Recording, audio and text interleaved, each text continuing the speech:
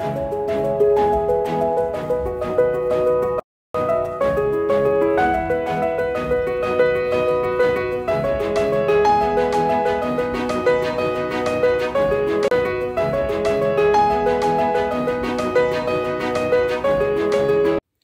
dernier exercice, c'est celui de la chute libre. Vous êtes prêts? On est parti. On considère un système qui va sauter d'une hauteur initiale h égale 38 969 mètres au-dessus de la surface de la Terre. On considère seulement le poids comme étant la seule force. Et notre personne saute sans vitesse initiale. On vous dit maintenant qu'on choisit le repère, l'origine du repère à la surface de la Terre. Ici donc, on va avoir x, y, 0. Et notre position initiale,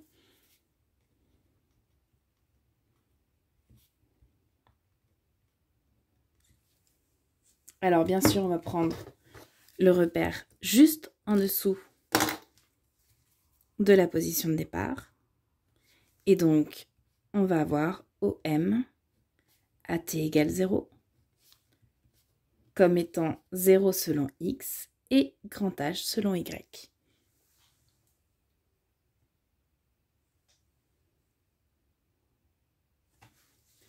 Avec ce principe, on a donc le système, c'est Félix et son équipement.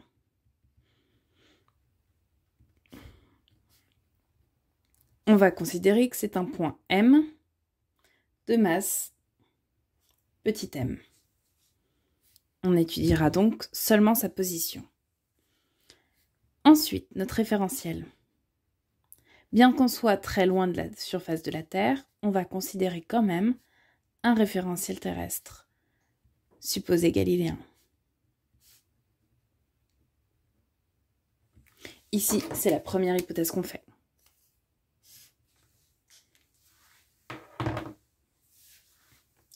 Ensuite,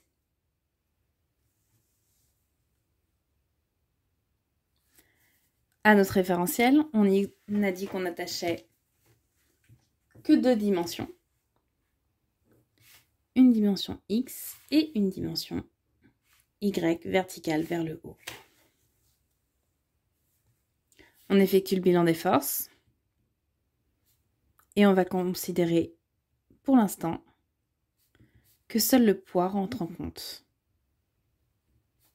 Et le poids est vertical vers le bas, donc on aura moins mg uy. On vous demande de préciser V0 et OM à t égale 0. On sait que Félix part sans vitesse initiale, c'est-à-dire qu'il ne fait que tomber. Et donc on aura une vitesse initiale nulle. Et on sait que la position au temps t égale 0 a été définie comme étant 0 h. On vous demande maintenant d'appliquer la seconde loi de Newton pour obtenir l'accélération, comme d'habitude. On a somme des forces égale m fois a, ce qui va donc vous donner, puisqu'on n'a que le poids, moins mg uy égale a. Ce qui veut dire que l'équation horaire de l'accélération va être 0 selon x, ma, et moins g selon y.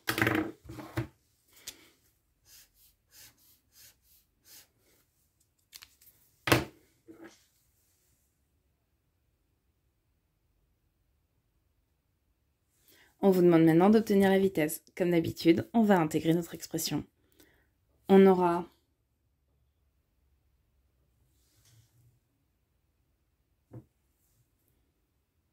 selon ux, on sait qu'on aura Vx est égal à 0 puisqu'on n'a pas de vitesse initiale. Et selon uy, on sait qu'on aura Vy égale à moins gt plus V0, mais V0 est égal à 0. Et donc on aura la vitesse, c'est 0 moins gt. Et maintenant, les équations horaires de la position. On sait qu'on aura vitesse est égale à dérivée de la position selon x en fonction du temps selon ux, dérivée de la position y en fonction du temps selon y, et que ça vaut 0 moins gt. Ce qui veut dire que x de t vaut une constante, c'est-à-dire x à t égale 0, c'est-à-dire 0. Y de t, quant à lui, vaut moins gt carré sur 2 plus la position à l'instant initial. Et ça, c'est h. On aura donc x de t égale à 0 et y de t est égal à moins gt carré sur 2 plus h. Voici les équations horaires de la position de notre système.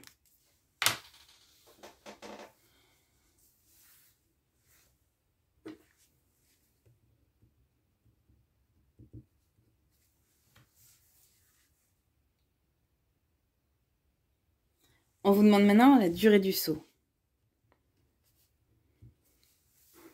La durée, c'est T égale TF lorsque on a fini le saut, c'est-à-dire qu'on est arrivé au sol, c'est-à-dire que Y égale à 0. Soit T au carré égale 2H sur G, soit T égale racine de 2H sur G. Et que ça, c'est quand T égale à TF.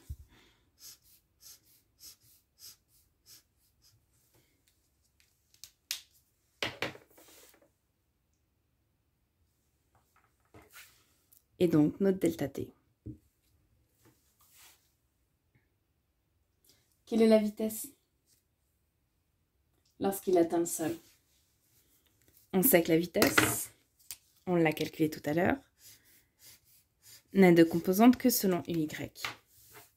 Et on sait que la vitesse à l'instant final sera égale à g fois t dirigé selon y, et donc de norme gt, soit g fois 2h sur petit g,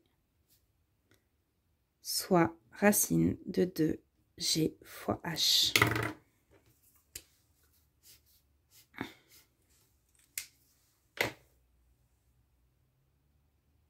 On vous demande de calculer la vitesse.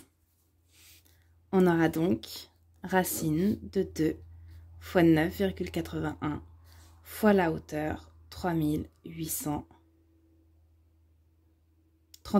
969 mètres. Et ça vous fait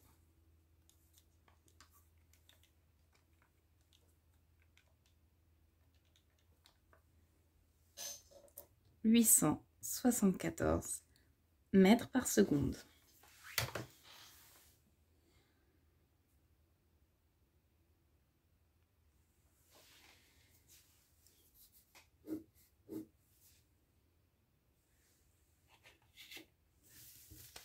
Ensuite, étude énergétique.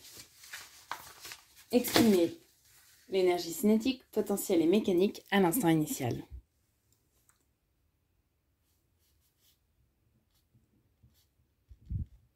AT égale 0. L'énergie cinétique, c'est 1/2 de m fois V0 au carré. Or, ça, c'est 0. donc on a 0. Ensuite, l'énergie mécanique à l'instant initial, c'est mg fois la position y, c'est-à-dire mg fois grand H. Et l'énergie potentielle, Et l'énergie mécanique, c'est l'énergie cinétique plus l'énergie potentielle, et donc c'est mg fois grand H.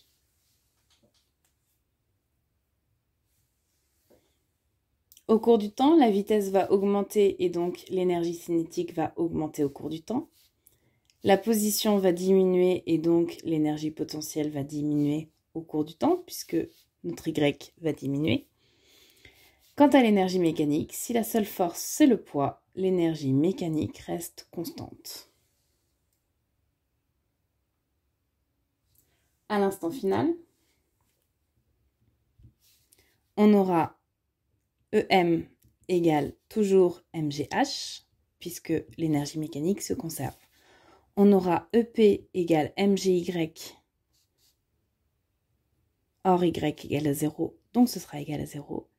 Et l'énergie cinétique qui vaudra 1/2 de m, vitesse finale au carré. Et on aura donc EM est égal à EC plus EP. Ainsi, notre énergie mécanique, mgh, sera égale à l'énergie potentielle, c'est-à-dire 0, plus 1/2 de m vf carré. On obtient alors vf carré est égal à racine, vf est égal à racine de 2gh. On retrouve bien la même valeur que précédemment.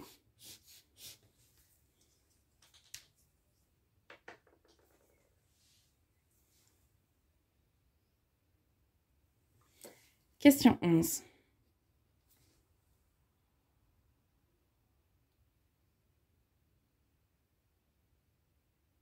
On vous dit que la durée du saut a été de 4 minutes et 19 secondes en réalité.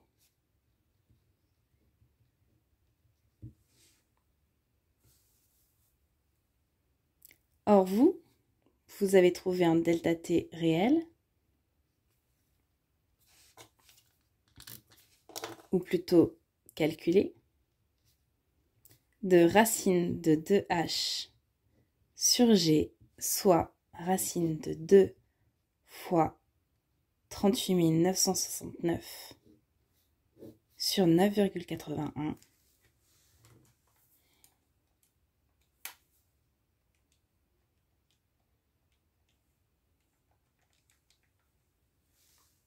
« 89 secondes. Or, en réalité, il a passé 259 secondes.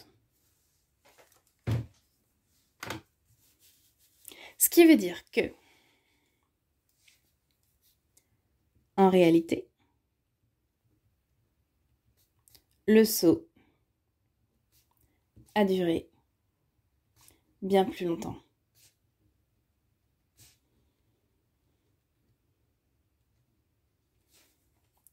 Que le modèle